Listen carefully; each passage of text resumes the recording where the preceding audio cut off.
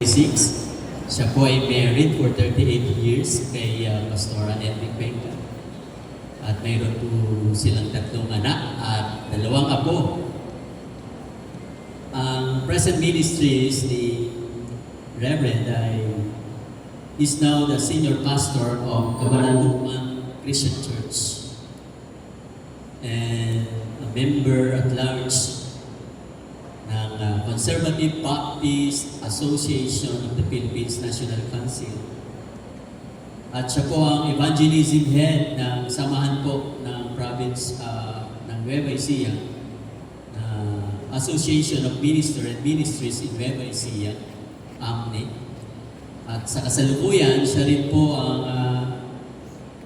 aming director for Central and North Luzon Training Network Philippines. So tamang-tamang, saktong-sakto sa ating pong tema ang ihahatid po sa atin na mensahe ng Panginoon. Kaya nais ko pong tawagin at palakpakan natin ang Panginoon sa buhay po ni Reverend Dario Duque.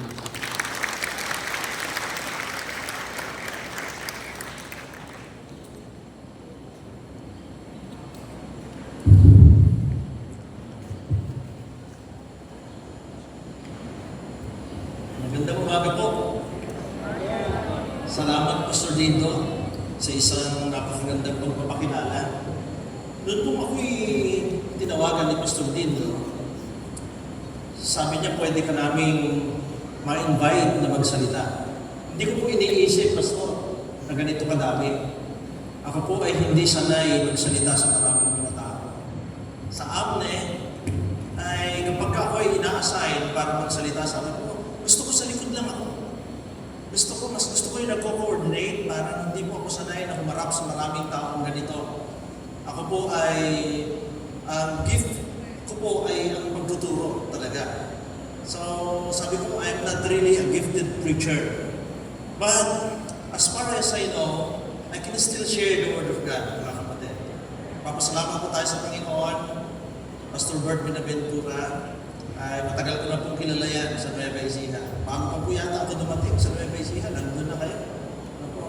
Then, ang inyo pong executive director, si Pastor Ricky Malyari, and of course, my friend, si Pastor Dindo Galan.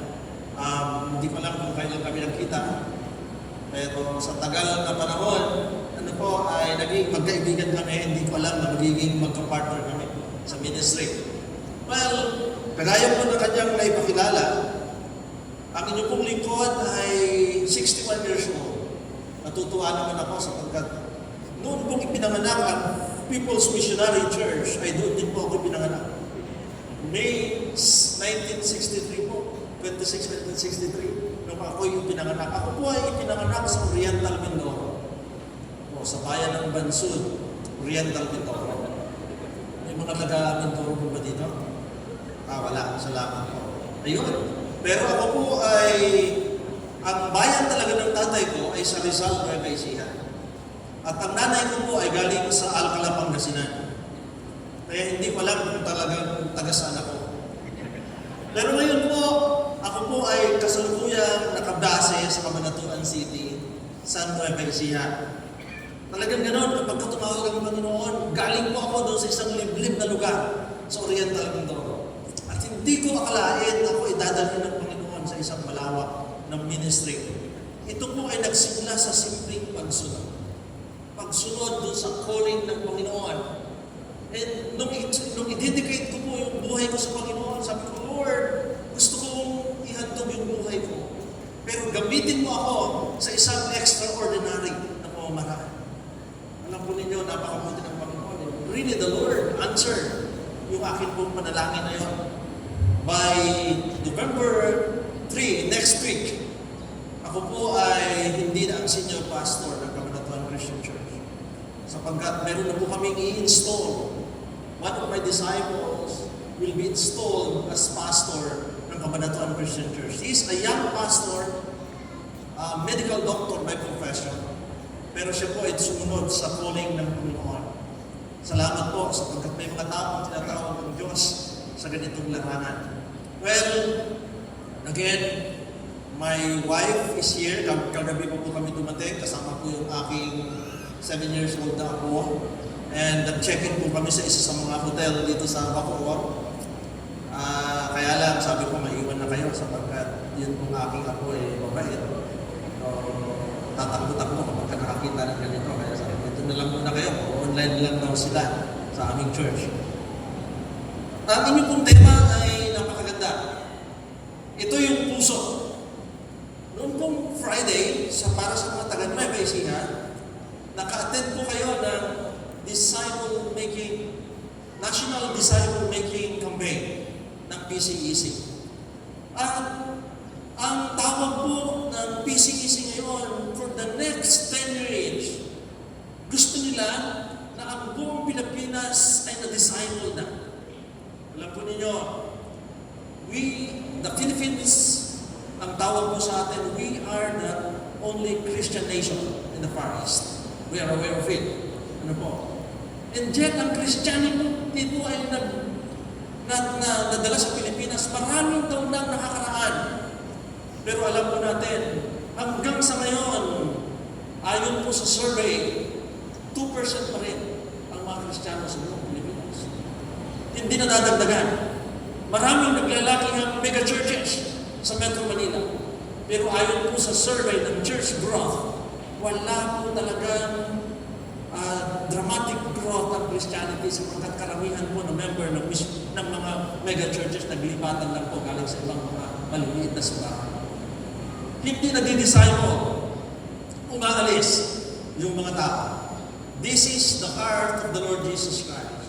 And the challenge po ni Bishop Noel Pantoja noong pong nakaraang Friday, let's go back to the heart of the church. Bakit po itinayo ng Panginoon ng Iglesia? It's because to make disciples of all nations. Ito po yung task ng bawat believer sa bawat isa. Pero bago po ako pumunta doon, sino po dito ang Ilocano? May mga Ilocano dito. Gusto kong simulan yung aking message sa isang kwento. Meron pong isang US citizen, isa siyang Amerikano, nagkasakit siya, and dahil siya nagkasakit, kinakailangan niya mag-undergo ng blood transfusion. So it so happened na pagkatapos ng ilang mga test ay mayroon nakita na isang Pilipino na willing na mag-donate ng kanyang dugo. So itong Amerikano po ito ay sinalina ng dugo. Ang Pilipino po ito ay taga Ilocos Norte. Kababayan po ng ating Presidente Bongbong Marcos. Nung matapos po siyang salina ng dugo, yun pong Amerikano ay nagbigay sa kanya ng $10,000. Wow! Ang laki! Tuwan-tuwa siya. Pagkaraan po ng ilang panahon, nagkasakit naman po yung Amerikano na yun at kinakailangan niyang mag-undergo ng kidney transplant. Kinakailangan palitan yung kanyang kidney. At sa pangalawang pagkakataon, naging compatible po yun sila nung nag-donate sa kanya ng dugo. Ano po? Kasi series of testing, okay, naging compatible sila. Kasi sinalin po yung kidney, tuwan-tuwa po itong taga-norte na ito sa nung dugo yung isinalin. Binigyan siya ng $10,000. Eh ngayon, kidney na. Sigurado, mas malaki na ibibigay nito. Pero nagulat siya. Nung matapos po, binigyan siya ng ₱1,000. Sabi niya, ano nangyari? Bakit noong una, dugo lang yung ibinigay ko sa'yo, binigyan mo ako ng $10,000. Ngayon, na kidney yung binigay ko, bakit naman ₱1,000 na? Ayun ba? Sabi niya, kasi noong una, dugong Amerikano ako. Pero nung mula nung salinan mo ako ng dugong Ilocano na ako. Well, hindi po totoo na pumipot ang mga Ilocano. Ang katotohanan po, ang mga Ilocano po marunong lang mag-impok. Marunong lang po magtipid. Hindi po kami uripot. Galante po ang mga Ilocano. Pero hindi po yun yung aking message ngayong umaga nito. Ang tunay po na kwento, sometimes in America, meron po isang stuntman doon. Ang pangalan po niya ay si Michael Bradley. Hindi po siya yung buksingero ng nakalaban ni Pacquiao. Ito po yung mga nagdodouble sa mga pelikula. At one time, ang kanya pong eksena ng kukunan ay lalakad siya sa ibabaw ng tren at habang tumatakbo yung tren, kinakailangan niyang lumundag at dapat buhay siya. Pero sa kasamang palad po, si Michael Bradley na isang sikat, is expert na stuntman, pagbagsak po sa lupa, patay. Well, yung kanya pong puso ay idinonate sa isang hospital at sapagkat nagpumirma siya na anytime na may mangyari sa kanya, any vital part niya ay idodonate niya sa nangangailangan. Pagkaraan po ng 40 days, mayroon pong isang lalaki, ang pangalan po niya si Bill Wall. Si Bill Wall po ay kinakailangan niya mag-undergo ng heart transplanting. Nakita po nila na fitted itong dalawang ito.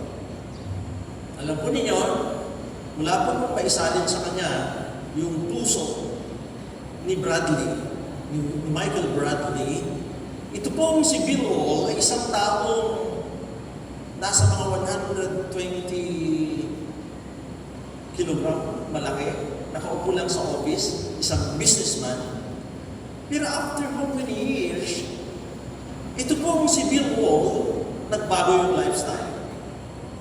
Naging athletic siya. In fact, sa kanyang office, ay maraming mga plaque, mga medals na naka-display. Doon po siya in-interview ng isang reporter. Sabi ng reporter, ano nangyari? Bakit biglang nagbago yung lifestyle? Na-operahan ka lang.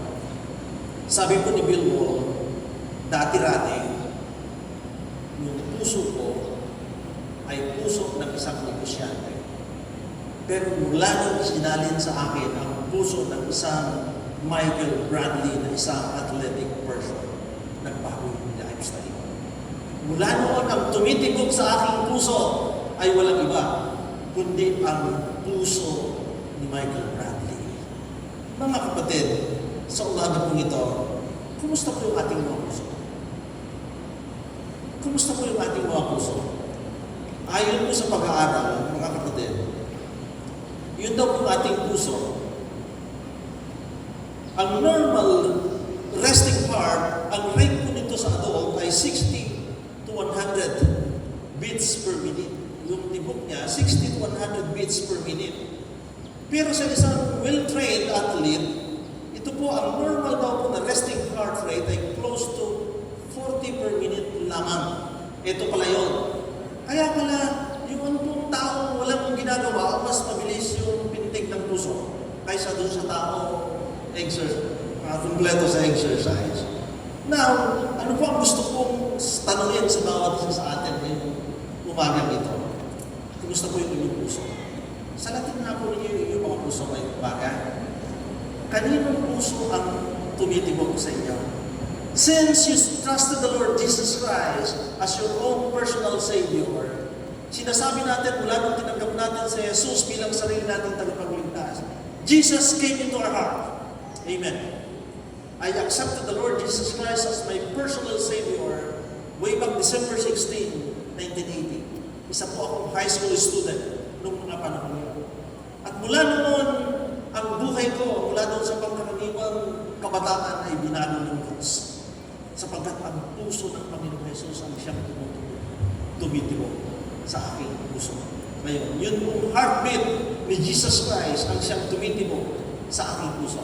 You know, my brothers and sisters, when His heart beats in your chest, the biggest thing in your life will be to honor Him, and you'll have the same passion for the gospel that He has. Kapag ka po yung tibok ng puso ninyo ay tumitibok niya ay ang puso ng Panginoon sa Kristo, wala po kayong ibang iisipin, kundi ang bigyan siya ng paraan. Wala po kayong ibang iisipin, kundi katulad po ng passion ng Panginoon sa Kristo, that is to go and make disciples. In Matthew 28, 19, 18 to 20, ito pa ang sabi ng Bible. And Jesus came up and spoke to them, saying, all authority has been given to me in heaven and earth. Go therefore and make disciples of all nations, baptizing them in the name of the Father, and the Son, and the Holy Spirit, teaching them to observe all that I have commanded you. And lo, I am with you always, until the end of the earth. This command was given to the disciples 40 days after Jesus' resurrection. Noong panahon po na nabuhay na muli ang Panginoong Jesucristo, wala na po yun pong days na yon na naibabaw siya sa ibabaw ng sanlibutan, wala siyang ginawa kundi kausapin ng kanyang mga disciples. Ituro sa kanila na kanilang ganapin yung iniwan ng Panginoong Jesucristo sa bawat isa sa kanila. Familiar po tayo doon sa pelikula ni Fernando Po Jr. Isa po sa sikat. Sabi niya, sinimulan ko, tatapusin ko. Pero si Jesus Christ po, yung command niya sa Great Commission, hindi. Sabi pala ni Fernando Po Jr., simulan mo, tatapusin ko. Sabi po ni Jesus Christ, sinimulan ko, tapusin natin. Kasama siya sa pagtapos. Yung pong sinimulan ng Panginoong Jesucristo, sabi niya, tapusin natin, kasama ako. Doon po sa last portion ng verse na yun, makikita, and lo, I am with you always until the end of this age. Mga kapatid, is the heart of Jesus beating in you? Is the heart of Jesus still beating in your chest? If it is, then His Great Commission will be your great obsession. Dapat po, yun yung ating obsession sa buhay natin. Wala na akong iniisip ngayon kundi ang masunod ko yung nais ng Panginoon sa aking buhay. Amen? God has saved and empowered His person to serve as His instrument in finishing the Great Commission. God has saved and empowered its person to serve as His instrument in finishing the Great Commission. Ang Panginoong Jesucristo po ay nag-minister sa ibabaw ng sanlibutan sa loob ng 3.5 years. And after that, iniwan po niya yung kanyang task na yun sa kanyang mga disciples na nandito sa ibabaw ng sanlibutan. At ikaw at ako, iniligtas ka ng Diyos sapagkat nais kanyang gamitin para tapusin yung dakilang atas na iniwan niya sa mga disciples niya. Amen? Sabihin mo sa katabi mo, kasama ka sa pagtapos ng Great Commission. Iniligtas ka ng Diyos, kapatid. Ito po ang maganda rito. Hindi po tayo iniligtas ng Diyos para lamang pumunta sa langit. Iniligtas tayo ng Diyos sapagkat may gagawin tayo. Kasi po ang purpose ng Diyos ng pagkakaligtas natin, mapunta lang sa langit. Sana the moment na sinabi natin, tinatanggap kita, Panginoong Jesus, bilang sarili ng tagapagligtas, patay na tayo. Pero bakit tayo binubuhay ng Diyos? Sapagkat meron pa tayong gagawin. Kaya po tayo buhay pa hanggang ngayon sapagkat meron tayong gagawin. Sabihin mo sa katabi mo, kaya buhay ka ba ngayon? Kasi may gagawin ka ba? At kapag ka hindi mo ginawa yung pinagagawa na yung Pilipinas, maupuin ka na ng Diyos. Doon pong COVID, maraming buhay. Tapos na yung kanilang mission. Pero salamat sa Panginoon sapagkat nandito tayo, buhay tayo. Kasi may purpose pang Diyos sa buhay natin. Yun pong tema na gusto kong pag-usapan natin ngayon is empower to engage. The Lord empowered us for us to be engaged in finishing the Great Commission. That is His purpose sa bawat isa sa atin. And I'd like to present to you yung isang katotohanan that a believer will not be out-focused on his God-given task if he is sure about the power he is using. He started people, the purpose of his task, and the promise God assured him to receive. Sorry po, malapit na naman po ang election. Wala po bang pastor na tumakbo na presidente? Wala po bang pastor na tumakbo na mayor? Kung meron man po, ginagalang ko po kayo. Pero sa akin po, as far as I'm concerned, I am sure about my calling. And my calling ay paglingkuran ko ang aking Diyos. You know, mga kapatid, hindi ka ma-out of focus kapag ikaw ay sigurado doon sa power na binigay sa iyo ng Diyos. Sino yung target people mo? At ano yung purpose ng task na yun? At ano yung promise ng Panginoon doon sa task na yun? And I'd like to present to you ways to maintain the beating of Jesus' heart within us. Ilang bagay po ito. Number one, yan. We need to depend on the power of God for His mission. That's number one. Paano po natin mai-maintain yung heartbeat ni Jesus Christ para hindi tayo ma-out of focus? Ang tema po ninyo ay gumawa ng alagad. Amen. Paano tayo hindi ma-out of focus? Sabi nga po, ang dami-dami mga activities ang ginagawa ng church ngayon. Maraming mga pastor napapagod. Pero ang tanong, ito ba talaga yung pinagagawa ng Panginoon sa Kristo? Sa amin pong lesson sa Training Network Philippines, mayroon pong illustration doon na sobrang natansa ko. Mayroon pong isang matandang negosyante na pinamarahan po na siya ng isang napakalaking diamante. At ang naging goal po nitong businessman na ito ay gawing isang elepante yung diamante na yun. Marami po siyang kinausap na magagaling na sculptor, pero silang lahat ay natakot dahil daw baka masira nila yung diamante, baka maduro, at baka pagbayarin pa siya ng negosyante. Pero minsan, until one day, this businessman, na-meet po niya yung isang sculptor galing sa India. Pagkatapos po ng konting instruction, sabi po ng sculptor from India, sabi niya, mamayang hapon bumalik ka. Pagbalik po niya, nakita niya ang isang napakagandang elepante na dibuho. Walang perfect figure of an elephant nangyari sa diamante. Tinanong po niya yung sculptor na yun. Alam po niyo, ang sagot po ng sculptor na yun. Sabi ko kasi noong businessman, sabi niya, paano mo ginawa? Maraming mga tao, pero bakit nila ginawa? Sabi niya, simple lang. Inalis ko lang sa diamante yung mga bagay na hindi mukhang elepante. At ang kinalabasan, isang napakagandang elepante. My brothers and sisters, with that illustration, God wants to use our lives para sa glory lamang niya. And sometimes marami tayong mga ginagawa na hindi Christ-like character. All we need to do, mga kapatid, is to remove. Tanggalin yung mga bagay na hindi mukhang Kristiyano. Tanggalin yung mga bagay na walang kinalaman sa pagdidesign mo.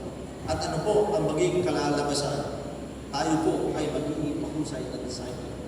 Sabi po ng Bible, we need to depend on the power of God for our mission. Ano po promise ng Panginoon?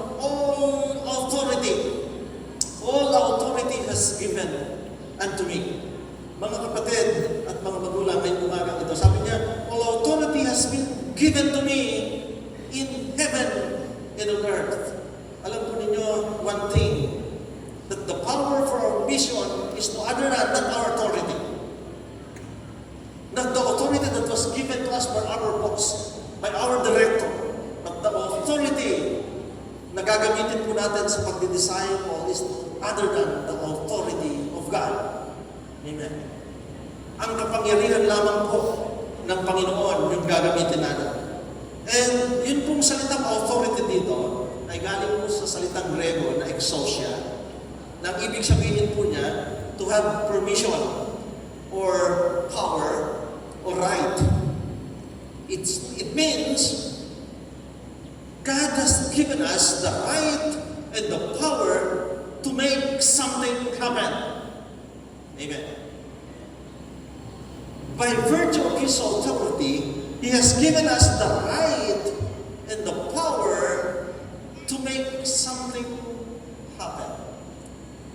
John 1:12, we are familiar to that verse. For those who believe in Him, He become the children of God. Sa ibang translation po, He give them the right to become children of God. Ano yung gagamitin ko sa aking pagdidisciple? It's not my right. Ang gagamitin ko, no, other than my relationship with the Lord Jesus Christ.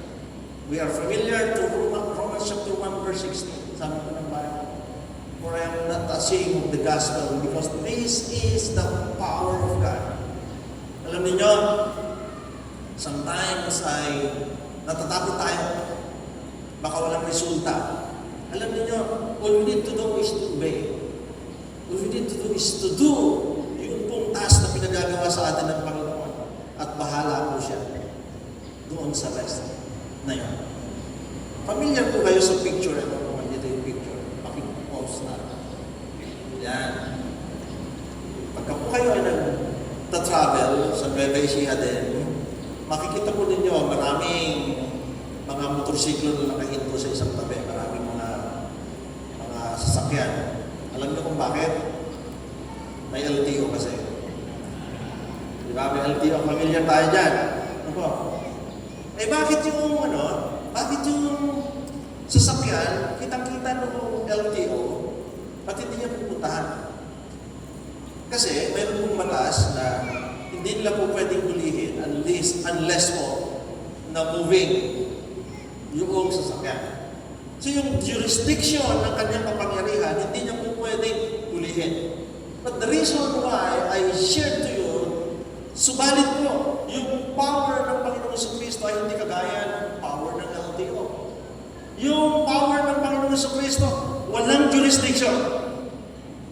Pwedeng tumagos kahit saan. Pwede niyang hipuin kahit yung pangkaraniwang tao. Pwede niyang puntahan kahit yung mga bundok. Pwede niyang puntahan kahit yung walang pinag-aralan. God can use this power that He has given to each and every one of us, my brothers and sisters. Hindi natin po pwedeng sabihin na wala tayong pinag-aralan. Hindi natin po pwedeng sabihin na mahirap tayo. Hindi natin po pwedeng sabihin na wala tayong influence, mga kapatid. That the most important thing sa buhay natin is because we have a relationship with the Lord Jesus Christ. And because of that, we have that power na binigay niya sa atin. Acts 1:8, sabi ng Bible, and ye shall receive power when the Holy Spirit comes. And ye shall be my witnesses. Yun po yung purpose ng Lord sa bawat isa sa atin. Mga kapatid, His authority has no boundaries. Number 2, makikita po natin dito that His authority is unlimited also. May mga promo kayo, unlimited text, unlimited rice, may mga it-all-you-can. Pero yung it-all-you-can daw, kapag naka-5 beses ka na bumalik, itignan ka na nila. Para naman pabalik-balik. Yun po, unlimited text, unlimited call, nauubos po yun. Pero mga kapatid, yun pong power ni Christ, hindi natin kaya ubusin. Hindi natin kaya ubusin. Unlimited! Kahit napuputi po yung book natin, I appreciate po pala yung mga kumanta rito. Nakaka-relate po ako sa inyo. Sapagkat yun pong inaawit ninyo, yan din po yung inaawit namin, yung kabataan namin. Habang tinitignan mo natin, ba't hindi nagpapangsyon yung microphone? Bakit kaya, alam niyo, yun naman po yung realidad eh, kasi nung panahon natin wala pa ng microphone. Kaya talaga, ang galing ni Lord, gusto lang niyang ibalik talaga dun sa dati. Eh, nung panahon niya talaga, wala pa na pang microphone talaga eh. Kaya gusto niyo ng Diyos, umawit tayo, walang microphone. 70s and 80s yun eh, pero salamat po sa Panginoon sa inyo. Nakaka-relate po ako doon sa inyong kinanta. His authority is unlimited. Sabi ng Panginoon, sabi ni God, aalagaan kita kahit na puputi pa yung sabi niya po kay Isaiah. Hindi po natin kayang pigilin yung authority na yun. When we go in His name, we can say boldly, nothing can stand against me. For nothing can stand against His authority. Extends everywhere. His authority overcomes everything. And we have His authority. Mga kapatid, meron po bang makakahanda para sa isang Kristiyano na na sumunod sa Panginoon sa Kristo. Dapat po walang makakahanda. Hindi mapipigilan. Yun pong authority na yun, power, ang katumbas pong salita niyan, dunamis. Yun pong dunamis na yun, galing sa, doon po kinuha yung salitang dynamite. Once mo na sumabog, sinindihan mo yung dynamite na yun, ano mangyayari? Sasabog na. So dapat po pala isang Kristiyano, powered by the Holy Spirit, dapat po sumasabog yan. Amen? Ang isang Kristiyano, dapat sumasabog yan. Hindi mo po pwedeng pigilin. Paglabas niyan sa simbahan, nag-i-evangelize siya, nagdi-disciple yan. Sumisigaw ng hallelujah. Naalala ko yung isang illustration. Ako po ay member ng Conservative Baptist. Pero ako po ay Conservative Baptist na born again. Kasi bakit kami hindi po born again Conservative Baptist? Sabi kong separatist kasi, di ba? Ang dami po namin pastor dito sa Cavite. Isa po sa mga strong leaders namin, Conservative Baptist Association of the Philippines, ay Cavite. Marami rin po kami sa Laguna. Si Bishop Noel Pantoja po ay Conservative Baptist. Si Pastor Lito Viloria ay isang National Council member po namin. Minsan daw po, meron isang pagtitipon. Familiar kayo dito? Mayroon isang pagtitipon. But every time na maganda yung point ng pastor, di Baptist gathering ito eh. Yung isang kapatid, every time na nakakapag-speak about the goodness of God, yung kanyang katabi ay sumisigaw ng hallelujah! Praise the Lord! Ayun pong congregation, distracted sapagkat hindi nila use sa ganun. Doon daw pong sumunod na Sunday, nag-preach yung pastor, ganun na naman. Hallelujah! Praise the Lord! Nung sumunod na Sunday, sabi daw po noong isang elder, kinausap ng pastor yung elder, kausapin mo nga yung kapatid na yun. Na kapag hindi siya sumigaw ng hallelujah, praise the Lord na yung Sunday na ito, ibibili ko siya ng bagong sapatos. Eh maganda po, nakinig. Then, every time na may magandang point yung pastor na kapag, pero naalaala ko niya yung sapatos. Sisigaw na siya, pero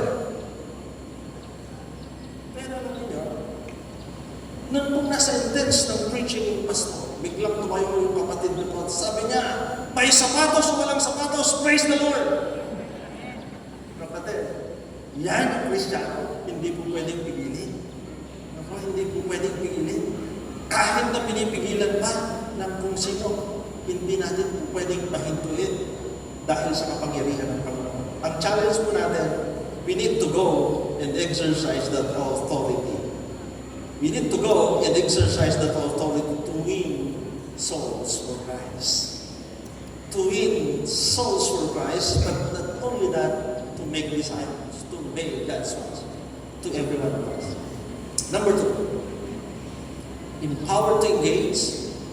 Sabi natin, we need to depend on the authority of God that God has given us. Number 2, we need to know the people of our mission. Sabi niya rito, all nations. Tinatanong ko po kanina si Pastor Ricky, saan ba nag-start yung People's Missionary Church? At naikwenta po niya sa akin yung pinanggalingan ng People's Missionary Church. The commandment of God, yun pong salitang nation dito, kagaya po naman lang natin, it came from the word ethnos. Ethnos means all type of people. But God wants us to evangelize all kinds of people. Ito po yung passion, ito po yung gusto ng People's Missionary Church. Hindi lang po nagsimula sa Mundawan, sa Cavite, sa Nueva Ecija, and Bicol. Because we want to reach out all kinds of people. Because we want to obey God's commandment sa bawat isa sa atin. Sabi niya, go and make disciples of all nations. Noon po, August 14 to 16, 2024, I had the opportunity na umattend po ng summit. Yung susunod. Please. Yan. Yung summit ng training network doon po sa Thailand. Alam po ninyo, yung mga kasama po namin dito ay mga directors ng training network sa East Asia.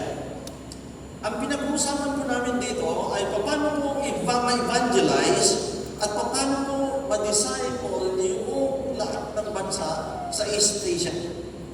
Sapagkat mapalad po tayo dito sa Pilipinas sapagkat napakalaya natin. Ang kasama po namin dyan ay mga directors. Mayroon po tayong director dyan sa Nepal, mayroon po tayong director dyan sa Bangladesh, mayroon tayo sa Vietnam, mayroon po tayo sa Myanmar, may Thailand, at may India. Sa kanila po, very challenging. Lalo-lalo po nung nagkwento yung taga-Pakistan. Sabi niya, kapag ikaw ay nabalitaan nilang ng Kristiyano, mayroon po silang tinatawag doon na heretic law. You will be considered as heretic. And yun pong mga tao ay mayroong karapatan na sirain ano man yung business mo. Hindi po ito kasalanan pagka nabalitaan nilang born again ka. Ang pinag-uusapan po namin dito is how to evangelize this unreached people's group. Ito po sa Bhutan, Pakistan, sa Nepal, nakakunti pa po yung mga Kristiyano. Mga kapatid, dito po sa atin sa Pilipinas, tabi-tabi lang po yung mga simbahan. Sa Cabanatuan City po ay kanto lang yung pagitan namin ng isang pastor. Pagkakatabi. Maybe it's time for us to go out. To reach out other countries. To evangelize. Share the gospel to them. Ano po ba yung main command ng Diyos? Pag-usapan din po ito. The main command, is it go? Tama mo ba? What about baptize? Or teach? Alam po niyo kung ano yung main command ng Lord? Ang main command po ng Lord ay make disciples. Yun po yung main command. At ano po yung gagamitin natin in order for us to make disciples? We need to go, evangelize, go out, share the gospel to other people. And then, what's next? We need to baptize them. Pagkatapos noon, we need to teach them. Sabi ng Panginoon Yesu Cristo doon sa kanyang verse na yun, we need to teach everything that I have commanded you. Dapat lahat ng itinuro ng Panginoon Yesu Cristo ay maituro din natin sa mga Kristiyano. Hindi lamang po magsisimula, hindi lamang po masaya tayo na naging Christian sila, na sila ay nabaptize na, member na ng church. Tingnan po natin ito. Pagka nakita po natin, anong nasa isip natin? Diba? Close up. Sabi po kasi ng ilan, pag pinagawa mo ng Colgate, anong Colgate? Close up. Pero, pagka po naisip natin yung Colgate, ang papasok sa isipan natin ay toothpaste. Ito po, susunod. Ayan. Ano po naisip niyo? Kotse. Tama po kayo. Yung susunod, ito. Nakakagutom niya. Chicken Joy. Chicken Joy po. Eh kung ito po, Christian, ano mo naisip niyo? Anong produkto niya? Pagka sinabi natin Christian, magaling tumutong, magaling mag-preach, giver, active sa church. Alam po niyo kung ano yung produkto? Kung sinabi natin ang produkto, main product ng Colgate ay toothpaste, ang Toyota ay kotse, at yung Jollibee ay Chicken Joy, ang produkto po ng Kristiyano ay disciple. The question is not just, are you a Christian? Ang question po, are you a disciple of the Lord Jesus Christ? The reason why hindi po nag-i-increase ang number ng Christian ng sa Pilipinas sapagkat ang mga Kristiyano ay nanatiling church-goer lang. Nanatili po sila taga-upo lamang. Member po sila ng SSS. Ano po ba niya SSS, Pastor Bert? Yung SSS ay sitting, saved, and satisfied. SSS member ka ba? Pupunta ka lang, upo ka. Sa Ilocano po, may mas maganda triple A daw, Ilocano. Alam mo yung triple A? Sabi niya doon, ang tugaw, ang gagawin. Uupo, makinig, uuwi. Mga Kristiyano po, Zimbabwe. Taga-Zimbabwe. Zimbabwe. Pagkasumimba sila, pagkatapos noon, uuwi na. Sabi po ni Mahatma Gandhi, noon po siya kinakausap ni Billy Graham, sabi niya, gusto ko i-evangelize natin ang India. Gusto ko ipakilala ang Panginoon sa Kristo dito sa India. Alam po niya, sabi ni Mahatma Gandhi, yan, sabi niya, you know, okay lang yun. I like your Christ, but I do not like your Christians. Your Christians are so unlike your Christ. Nakakalungkot. This is the reason why hindi po tayo makapag-evangelize. Sira yung patotoo ng maraming mga Kristiyano. I've been working po sa Every Home for Christ Philippines bago po ako nag-full-time sa ministry. Ito po yung ministry na nagbibigay ng gospel tracts. Marami po ang nabiyayaan ng ministeryo na ito. After na makakilala sa Panginoon yung isang tao, ini-invite na pumunta sa church. Alam niyo, hindi sila nagpapatuloy. Bakit? Nagugulat daw sila sapagkat pagdating nila sa church, andun yung kapitbahay nila, nakaaway nila. Huh? Andun yung kapitbahay nila na hindi sila pinapansin. Kaya sabi po ni Mahatma Gandhi, I like your Christ, but I do not like your Christians. Because your Christians are so unlike your Christ. Kumusta po tayo? Kumusta yung testimony natin bilang mga Christian? Kapatid mo ba yung kapitbahay mo? Baka ngayon, hindi pa po pinapansin yung kapitbahay natin. Okay. What is a disciple? Someone whom the master instructs. Simple lang po yung aking definition na gusto ko i-present sa inyo. What is a disciple? It's someone whom the master instructs. Tinuruan ng Panginoong Jesucristo. Ayaw pong gawing komplikado masyado. Isang taong tinuruan ng Panginoong Jesucristo. Saan nang galing? Sa salita niya. It's coming from His Word. Wala pong ibang material for discipleship. Wala pong best na method, kundi the method of the Lord Jesus Christ. Wala pong model na pinakamaganda, kundi po yung model ng Panginoon Jesucristo sa atin pong pagdidisciple. Go is strong command, sabi niya, we need to go and make disciples of all nations. So, we need to understand po, we need to depend on God's authority.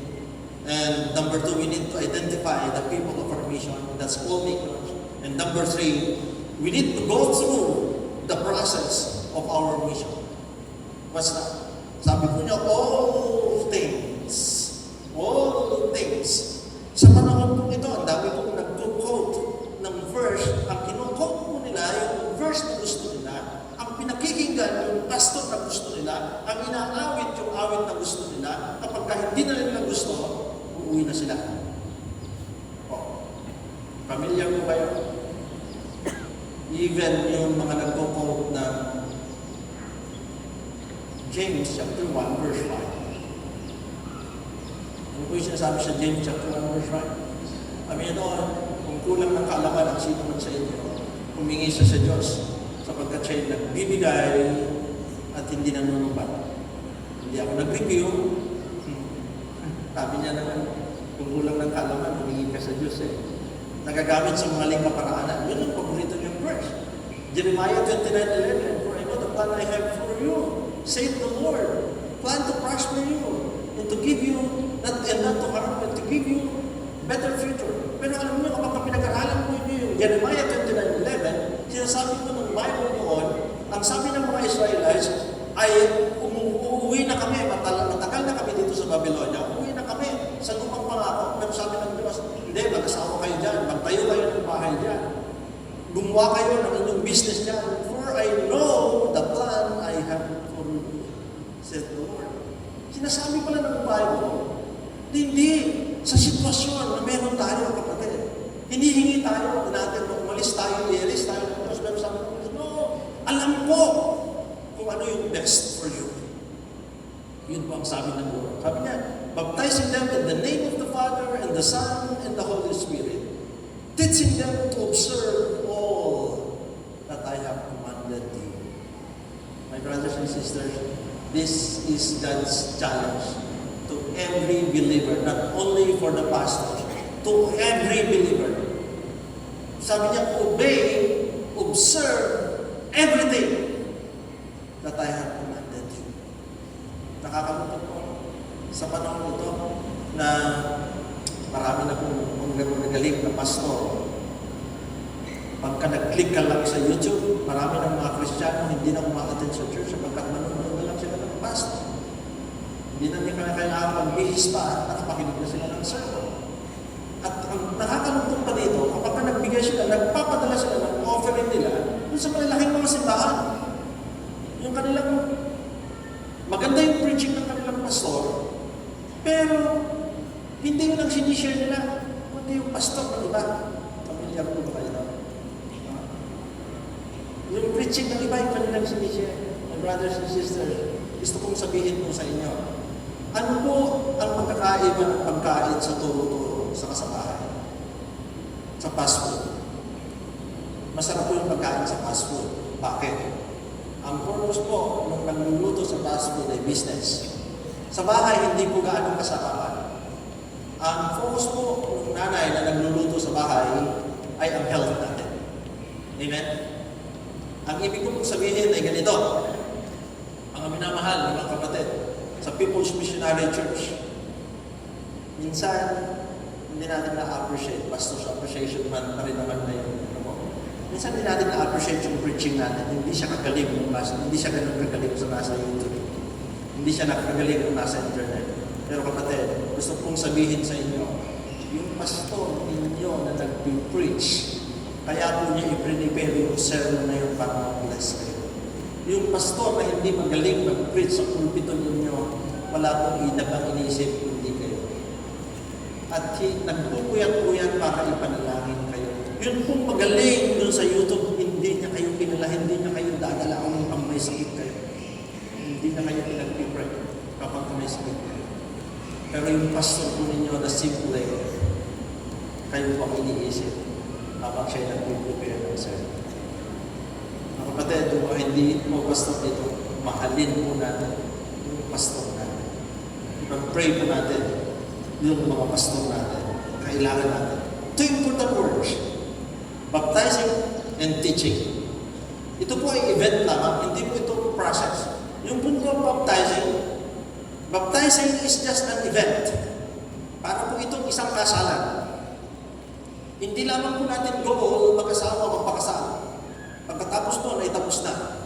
Yun pong pagpapabaptize ay event lamang po ito. Nakatunayan na tayo ay sinusunod sa Panginoon sa Kristo. But the process is to teach them all that Jesus had commanded us. Maraming mga Kristiyano, pagkatapos mo nabautismuhan, hindi na umaattend sa church. Alaala ko tuloy. Allow me to share this illustration. Meron po tatlong pastor na nag-uusap patungkol sa kanilang simbahan. At sabi ko isa, alam nyo, problema ko yung paniki sa aming simbahan. Kasi tuwing magsiservice kami, nagliliparan. Nag-spray ako ng insecticide, pero umakaw lang yung church, nagbalikan pa rin sila. Yung sumunod, sabi niya, problema ko rin sa church namin kasi old building din yung pinaroonan namin. Ang ginawa ko, nagpawala ako ng maraming pusa, pero yung bandang huli, magkakasundo na sila ng mga pusa, naglalaro na sila. Sabi ng pangatlong pastor, sa akin, simple lang yan. Problema ko rin yan. Pero kung meron akong ginawa, umalis na sila. Anong ginawa mo? Binautismuhan ko silang lahat. Mula na, hindi sila bumalik sa church. Diba?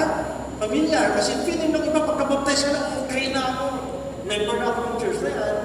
Okay na ako, hindi na ako atin. Basta alam ko, member na. Pero ito po ay event lamang. Wala akong nagpakasal, nakapatapos nagpakasal na kami, wala na akong responsibilidad. Dapat po ay pumunta tayo doon sa process para mapagbuti natin yung ating buhay na kasama. Baptism is just an event. Gusto ko lang ipakita ito, picture na to, yung susunod. Ayan po yung aking pamilya. Yan po yung mga bata pa naman. Makikita po ninyo na sobrang payat po namin. nasa Sambales kami, transfer sa Pangasinan. 3 po sila. Tapos kung tatanungin nyo kaya ako, Pastor, kumusta na po yung mga anak ninyo? Kasabihin ko, hindi ko na alam kung nasaan sila. Ang importante, nadamitan namin sila, natuwa namin sila kumain. Hindi pagkatapos noon, bahala na siya sa buhay nila. Anong klase po ako? Sabihin ninyo, irresponsable akong tatay ninyo. Wala akong kwenta tatay. What's my point? Our responsibility, mga kapatid, ay hindi lamang isilang yung bata. Turuan natin sila lumaki na may takot sa Diyos. Train up the child in the way he should go. So that when he will grow, he will not depart from it. Marami po mga nag-evangelize, katapos mo mag-evangelize, wala nang pakialam. Safe na kasi. Marami po mga tao na inaaya sa church pagkatapos ng hinahayaan nila sila. Mga kapatid, dito na po yung aking pamilya kayo. Yan. Salamat po sa Panginoon. Yun pong aking panganay ay nag-aral sa Phibias, kaya lang hindi siya nakatapos. Pero ngayon ay nagpapastor po ng isang church doon sa Nueva Ecija. Yun pong aking pangalawang anak. Yun po kasi yung aking panganay na anak na sa dulo. Yun po yung pangalawa. Siya po ngayon ay Doctor of Veterinary Medicine. Yun po ang aking bunsong anak, itong katabi niya. Siya po ay nag-graduate din. Halit yung kanyang asawa po ay isang civil engineer at nasa bahay lamang po ito ng pamilya business. Ano po ang point ko? Bakit po sinabi ko? It's like discipleship, mga kapatid. My responsibility sa akin po mga anak is to teach them to be responsible and not, may mga anak na po, yung kanilang mga anak po na yun, sila na rin po ang nagtuturo sa kanilang mga anak. That's discipleship.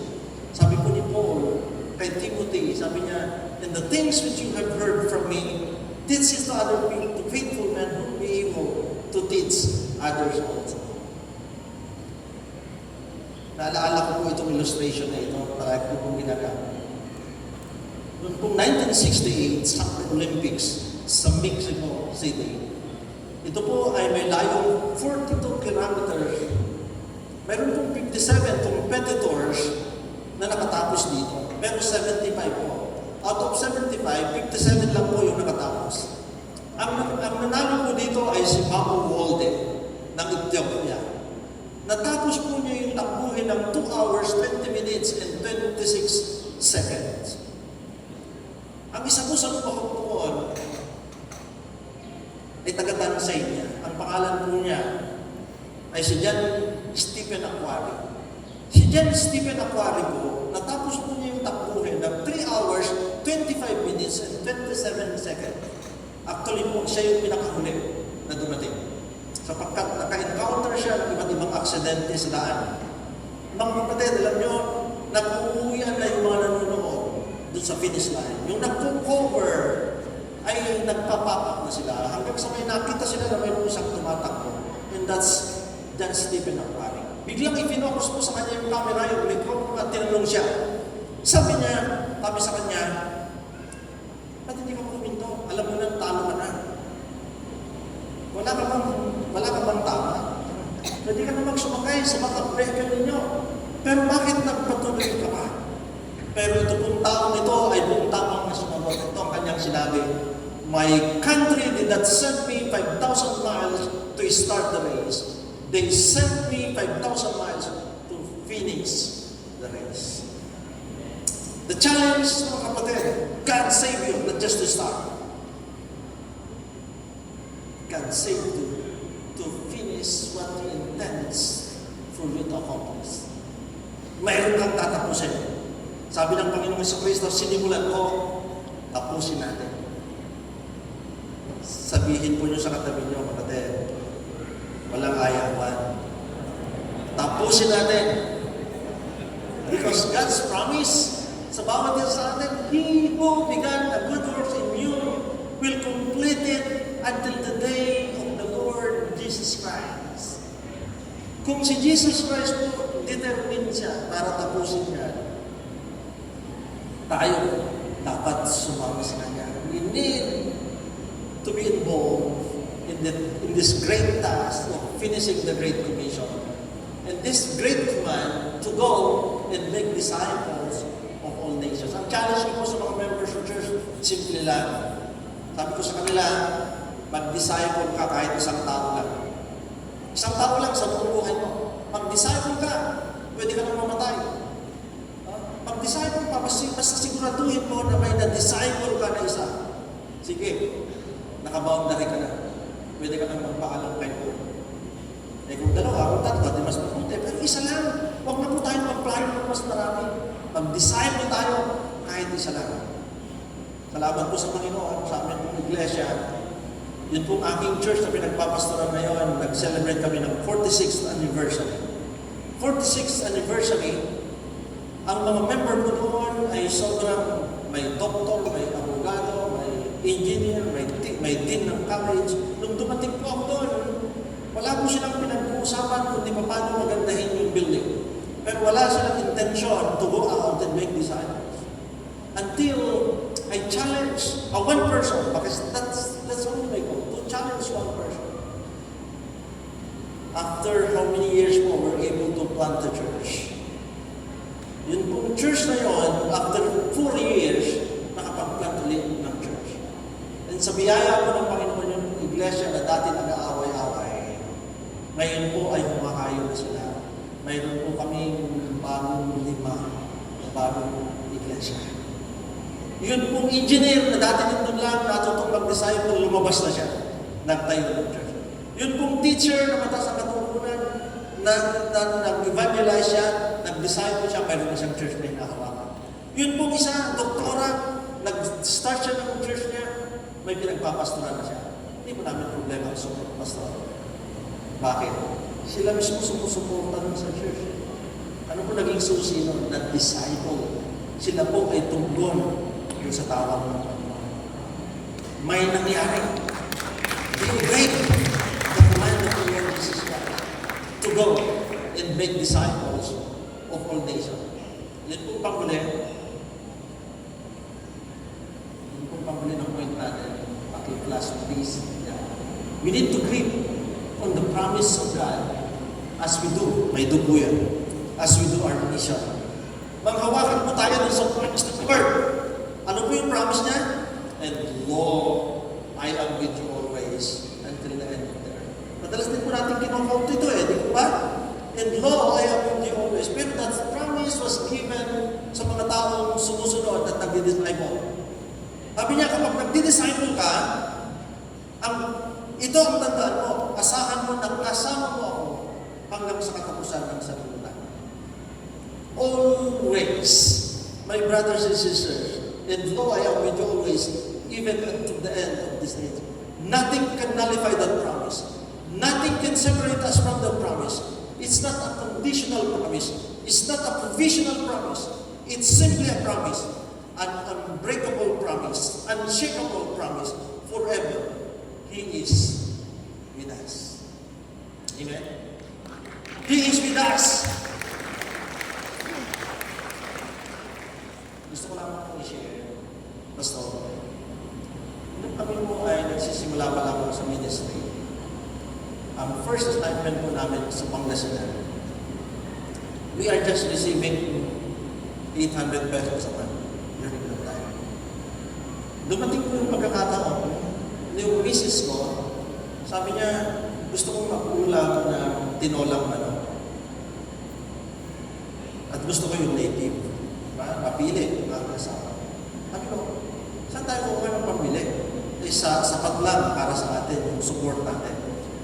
Sabi niya, basta, wish ko and dinesire ko na ako po ay mag-uulam ng tinolang manok. May alaga akong manok yung aming tinitirang bahay, pero wala siya. Kung kakatayin namin, magagalit siya. Alam niyo, yung hapon, may dumaang bus ng truck. May lumipad na manok, sumalpok sa bus. Pagbagsak, patay. Nung tignan namin yung alaga na aming tinitirang bahay, nakakain kami ng tinolang manok, libre. Sabi nila, check mo lang yan, chunk mo lang yan. Bip po kami ng Zambales, sa Palawig Zambales, napakalayo po dito. Naging sosyal yung asawa ko. Sabi niya, hindi ba ako nakakatikim ng piniritong hita ng bako? medyo naglilihim po siya, medyo may nakaipon kami ng konti. Yun kung aming kapitbahay, may alagang pabo. Sabi ko sa kanya, pwede pa po ba akong bumili ng pabo kasi naglilihim mismo. Sabi ko, nung kapitbahay ko, Pastor, sorry, pinadadami ko yung pabo. Kaya hindi ako pwede magbenta. Noong kung hapon, kumatok po yung kapitbahay namin sa pintuan ng pastoral house. Pagbukas ko po ng pintuan, may hawak-hawak na hita ng pabo. Sabi ko, ano nangyari? Kaya na kumalang, Pastor, matapos tayo mag-usap, nag-away yung dalawang pabo kung namatay yung isa. Kaya ito, tignan ninyo. Sabi pala ni Lord, teka, huwag ka magmadali. Padadali kita ng libre. Amen. Ha? Huwag ka nang gumastos. Minsan kasi, pag nagpanginoon sa atin, wala ka pang hinihingi sa akin, humingi ka at ibibigay ko sa iyo. At minsan, meron tayo nag-iisip, akala natin yun na yung the best, pero hindi, teka, maghintay ka lang sa ito. Nakachamba na naman po. After ng pinatubo, nung pumutok po yung pinatubo, nandun pa rin po kami sa Sambales ng panahon yun. Yun po aking pangalan ng anak, si Pastor Efrain. Umiiyak galing sa school. Sabi niya, Papa, tinatawanan ako ng aking mga klase. Sapagkat yung akin daw pong sapatos ay nakakanga. Tumatawa rin daw. Papa, pwede mo ba ako bibili ng bagong sapatos? Sabi ko sa kanya, ang lakas mo ng kung nagtanong. Sabi ko, anak, ano ba gusto mong sapatos? Sabi niya, Papa, gusto ko ng white rubber shoes. Patay ka. Nagtanong pa kasi ako. Nagbigay tuloy ng detalye. Pero alam niyo, deep inside in my heart, Lord, sabi ko, I know na ikaw ang tumawag sa amin. And your promise is that you will provide our needs, even the needs of my children. Meron pong mga kailangan ng aking anak. Lord, alam ko kayo magbibigay. Nung hapon, lumabas kami, nag-visitation. May nasalubong po kami ng social worker. Tinanong niya ako, Pastor, sabi niya, ilang taon na po yung anak? Sabi ko, isang 6, isang 7 years old. Bakit mo na itanong? Pastor, kahapon po, nag-distribute kami ng sapatos sa mga item. May naiiwan po na 2 boxes ng sapatos. Sana po kakasya sa inyong mga anak. Alam niyo, sabi ko, kasya yan. Sigurado, kasya yan. Kasi yan ang tugon ng Diyos eh. You know what? Binuksan ko po yung box of shoes. Nakita ko po, 2 pairs of white rubber shoes. Purihin ang Panginoon. Binigay niya. That is His promise until now. Until now, hindi po nagbabago. Jesus Christ is the same yesterday, today, and forever. As long as we are sure na yung ginagawa po natin, ito yung pinapagawa ng Diyos. Bahala siya na magsusustain ng ating pangkailangan. So, in conclusion, because a believer is sure about the power he is using, the people whom he is serving, the purpose of the task that he is doing, and the promise of God that he receives, he will not be out of focus in his God-given task. Amen? Kapag sigurado tayo sa pinagagawa ng Diyos sa bawat isa sa atin, hindi mo tayo out of focus. Ngayon, mga kapatid, ano yung aking gagawin? What we need to do? What do we need to do? Number 1, we need to refocus our attention to the great task that God has given us. And that is to make disciples. Number 2, we need to realign our activities to the programs that leads to disciple making. And number 3, we need to remember God's promise as we obey His great commandments. 3 bagay po yan. Salamat po sa Panginoon. I am a pastor na hindi ko alam ano yung gagawin ko. Graduate po ako sa seminary, kaya po sinabi ni Pastor Dean po kanina. Graduate ako ng seminary. Pero ako po pumunta sa church, hindi po ako marunong mag-disciple sapagkat wala akong nag-disciple sa akin. But thank be to God, 2016, nung meron po nag-invite sa amin, why don't you try to enroll Training Network Philippines? Ang gusto ko lamang po ng panahon yun ay magkaroon ako ng degree. Madagdagan yung nakalagay sa pangalan ko. Sa panahon po ito kasi ngayon, napaka-importante, maraming mga pastor. Gusto nilang madagdagan yung pangalan nila. Ako po ay kay Dario Duque, DD. Mayroon po na po akong doctorate degree from the very beginning. Pero yung iba talaga nakalagay doon. PhD, DD, MD, RIP. When I encountered Tinet, the Lord changed my ministry. And gusto ko po kayong amunin, mga kapatid. If you're looking for a training, si Pastor Dino po ay kasama namin doon sa training network. If you want to consider TNET to be the training arm of Philippine People's Missionary Church, I am challenging you po. It's a good training platform to train our leaders and to train our members.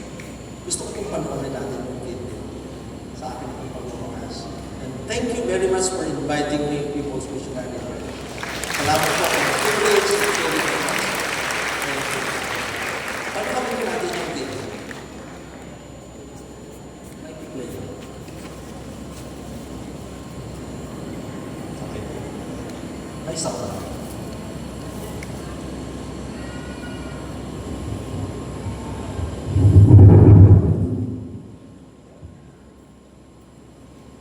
International disciple-making in the global church has never been as loud and clear as it is today.